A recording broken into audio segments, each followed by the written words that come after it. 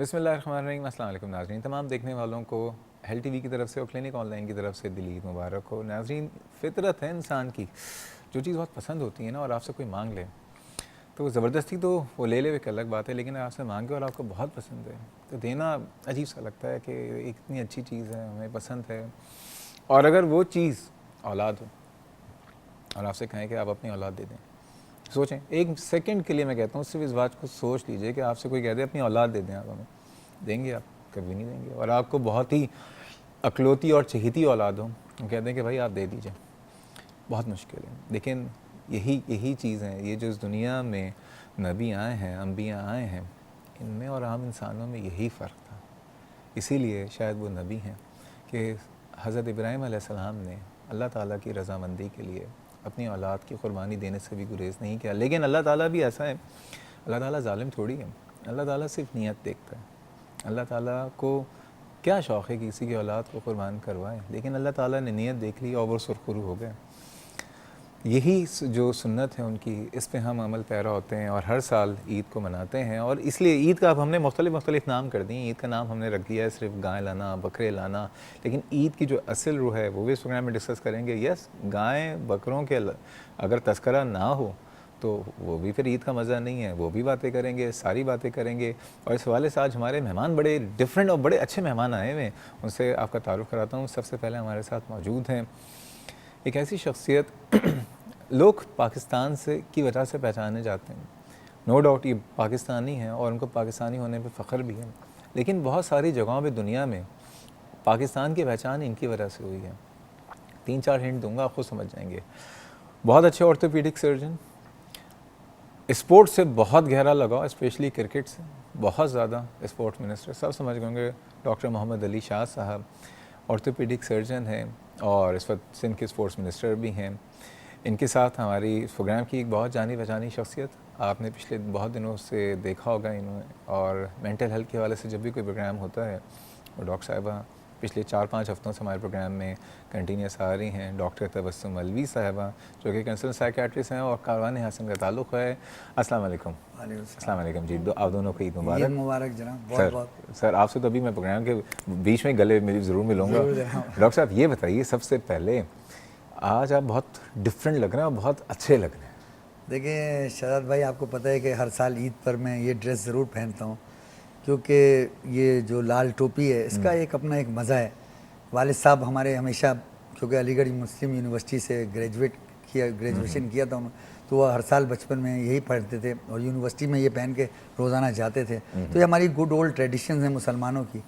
और अगर आप पुराने कोई भी आज से 40, 50, 60 साल पुराने फोटोग्राफ्स देखें और अगर 20 आदमी उसमें खड़े हुए हैं तो उसमें से 18 आदमी आपको यही टोपी लगाए हुए। अच्छा, और ये टोपी आप कोई भी पुराना फोटोग्राफ देखें, टर्किश है ये, सर ज़ियाउद्दीन साहब का देखें आप, ये कायद आज़म मोहम्मद अली जिन्ना के ज़माने के जो उनके साथी थे, और पुराने अल्लामा इकबाल के ज़माने में अल्लामा इकबाल ख़ुद ये टोपी लगाते थे।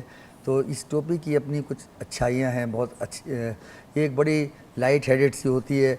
मैं तो समझता हूँ इसकी कुछ एरोडायनेमिक्स है। क्या है कि जब इस टोपी के अंदर हवा ट्रैप हो जाती है तो वो सर को भी बड़ा कूल रखती है। अच्छा, और आप इसको आजमा कर देख लें, मैंने बहुत दफ़ा ट्राई किया। आप घर में ऐसे बैठे हुए ना, आप आधे घंटे के लिए टोपी लगा लें, आप देखें आप इतना इजी हो जाएगा, मेंटली रिलैक्स हो जाएंगे। आई डोंट नो, 25% टेंशन ऐसे गायब हो जाएगा। अच्छा, हम सब, आपको पता है पूरी कौम को इस वक्त टोपी पहना दी गई है। हमारी कौम जो है वो एक अलग टोपी, वो एक अलग टोपी है, वो नजर नहीं आती।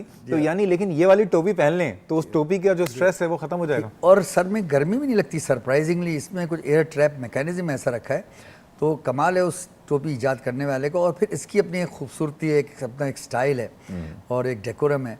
तो मैं ईद बकरीद पर ज़रूर हर दफ़ा ये टोपी पहनता हूँ और ईद की नमाज़ भी यही पहन कर पढ़ता हूँ और अपने बच्चों से भी कहता हूँ आप भी शुरू करें। अच्छा, ये बताइए आपकी ये कहाँ से सिलसिला चल रहा है? दादा से? ये दादा परदादा से सिलसिला चल रहा है, क्योंकि मैंने पहले भी एक दफ़ा आपके प्रोग्राम में अर्ज़ किया था कि बेसिकली हमारा ताल्लुक तो इराक़ से है। तो हम तो इराक़ी हैं, हज़रत अब्दुल कादिर जीलानी की मैं 18वीं औलाद हूँ, पीराने पीर की। तो वो सिलसिला वहीं से चल रहा है। और ये टोपी जो है वैसे तो तुर्की टोपी कहलाती है, लेकिन इजिप्ट में इसका बहुत ज़्यादा इस्तेमाल है, सीरिया में अभी भी बहुत ज़्यादा इस्तेमाल है, और इराक़ में बहुत इस्तेमाल होती है। इवन के ईरान में भी कुछ लोग इस्तेमाल करते हैं, अफ़गानिस्तान में करते हैं। तो ये टोपी बिल्कुल आउट ऑफ फैशन नहीं है। और मैं तो चाहता हूँ कि ये रिवाइव हो।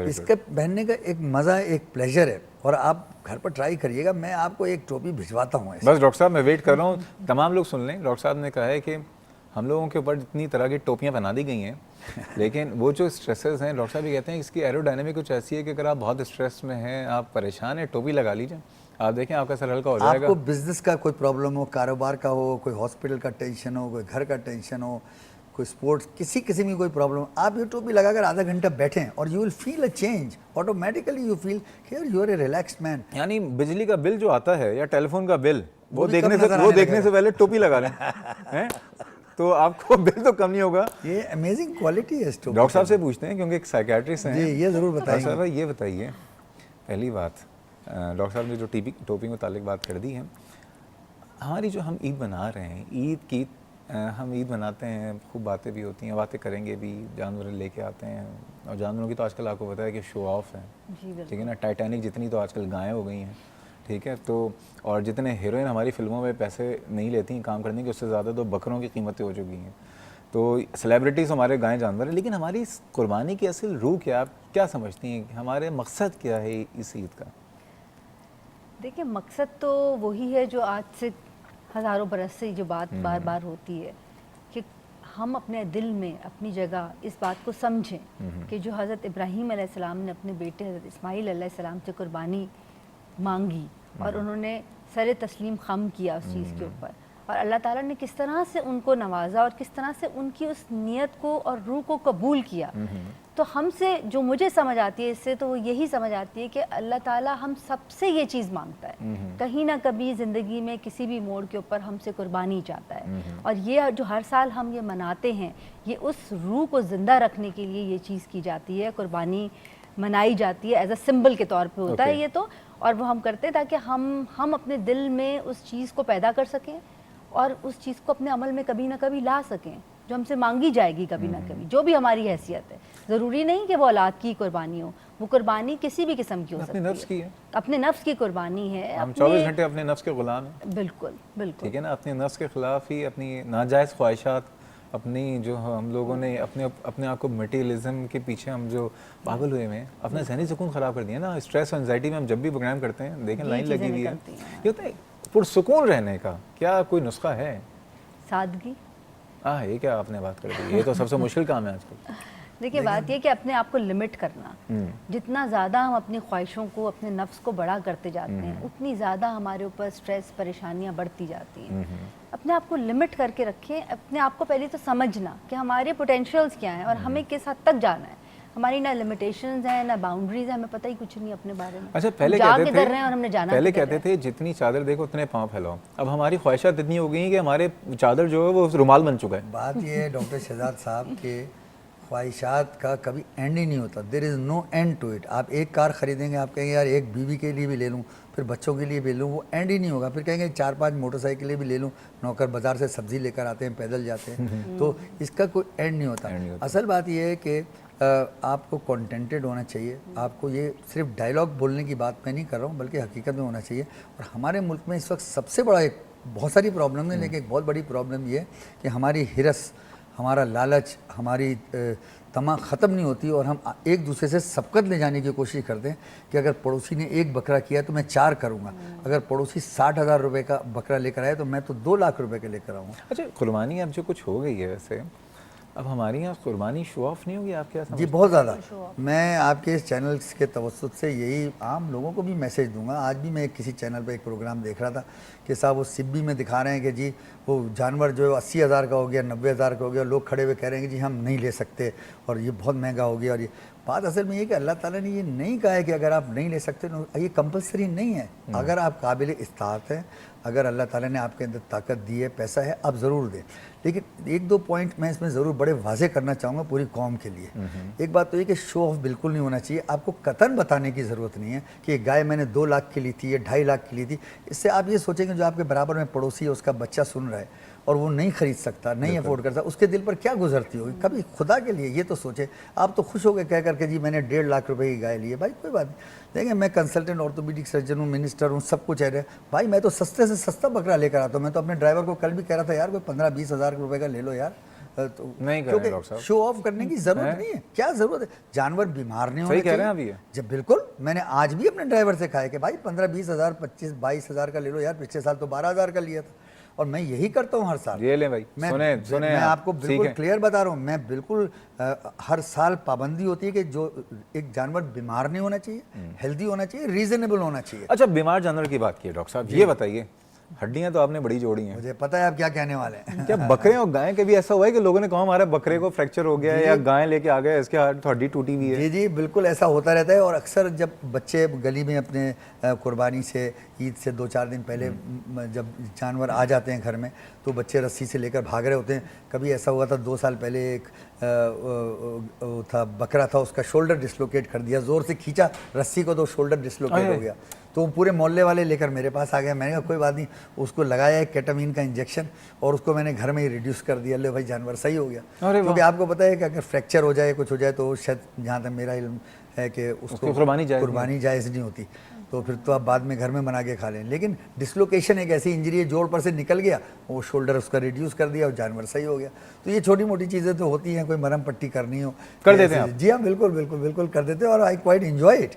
तो मैं ये अर्ज़ कर रहा था कि देखिए, बहुत ज़रूरी है कि हम इसमें शोबाजी नहीं करें। हमारे पड़ोसी मुल्क में देखें, हिंदुस्तान में भी मैंने ईद मनाई है, इंग्लैंड में भी मैंने देखा है, कोई शो ऑफ नहीं होता, सिंपल तरीके से आप अपनी कुर्बानी के पैसे दे देते हैं। इंग्लैंड में तो खुद तो नहीं करते आमतौर से, और हो जाती है। इंडिया में आप देखें जाके, कोई नहीं होता कि घर के बाहर 22 बकरे पले हुए हैं, टेंट लगे हुए हैं, 600 गायें पल रही हैं। देखिए, अगर आप कर सकते हैं हक हलाल की कमाई है, बिल्कुल करें, लेकिन उसकी कीमतें ना लोगों को बताएं। अगर आपसे कोई कीमत पूछता है, आप बिल्कुल बता दें, झूठ बोलने की ज़रूरत नहीं, हाँ जी मैंने इतने का लिया। लेकिन अगर आपने महसूस किया होगा, आपने देखा होगा कि बहुत से लोग, कोई कीमत नहीं भी पूछ रहे, तो घर के बाहर वो अपनी मूँछों पर ताव दे रहे हैं खड़े हुए, ये देखो मैंने 2.5 लाख रुपए की गाय खरीदी। This is not fair.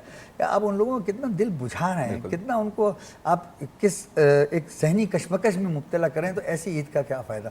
Eid का मकसद है हम अपने प्यारों से, अपने हमवतनों के साथ, अपने मोहल्ले वालों के साथ, अपने रिश्तेदारों के साथ खुशियाँ शेयर करें। ये खुशी शेयर करना नहीं हुआ शहजाद साहब कि आपने उसको कहा मैं ये 80,000 का बकरा लेकर आए, वो बेचारा 15,000 की छोटी सी दुम्बा लेके बैठा हुआ। जी बिल्कुल, पड़ोसी को डिप्रेशन में डाल दिया। ये बड़ी अहम बात है, बिल्कुल उसका ख्याल करना चाहिए। और मैं अपील करता हूँ अपने हमवतनों से कि प्लीज़ इसमें शो ऑफ नहीं करें।